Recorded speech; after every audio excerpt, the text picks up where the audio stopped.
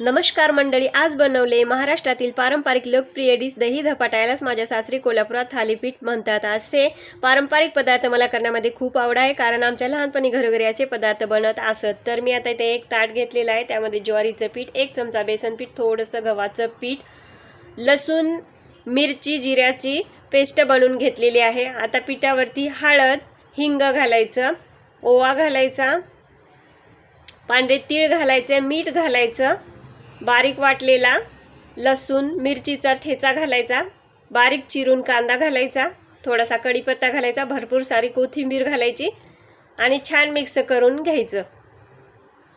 Mix केल्यानंतर सैलसर पीठ ह्याचं मळायचं, अगदी घट्ट ठेवायचं नाही। धपाट्याला पीठ सैलसरच लागतं, म्हणजे जास्त पातळ नाही, जास्त घट्ट नाही, मध्यम। तर आता इथं पीठ मळलेलं आहे। लगेच मी कापडावरती धपाटे थापून घेते। हा रुमालच मी धपाटे थापायला केलेला आहे, बघू शकता तुम्ही। इथं मी आता अलगद रुमाल पाणी लावून काढलेला आहे। कडेनं सर्वत्र तेल सोडायचं आणि छान असं खरपूस हा धपाटा भाजून घ्यायचा। त्याचप्रमाणे मी आता इथे दुसरा सुद्धा धपाटा भाजून घेतलेला आहे। असे थापून केलेले धपाटे अप्रतिम चवीला लागतात। कोणी लाटून सुद्धा करतं हे धपाटे, कोणी एक साईड भाजून सुद्धा करतं। यामध्ये बरेच प्रकार आहेत, पण मी हेच धपाटे करायला घेते, कारण मला हे आवडतात आणि टेस्टी पण बनतात। अशा प्रकारे मी आता इथे सर्व धपाटे एक एक करून घेतलेले आहेत।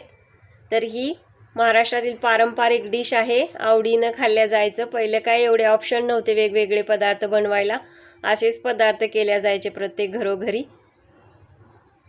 तर आता इथे माझे झालेले आहेत। चला तर मंडळी, चॅनलवर नवीन असाल तर चॅनलला पटापटा सबस्क्राईब करा, व्हिडिओ आवडल्यास लाईक करा। धन्यवाद। व्ह्यू भरपूर येतात, सबस्क्राईब वाढत नाहीत। नवीन यूट्यूबरला सपोर्ट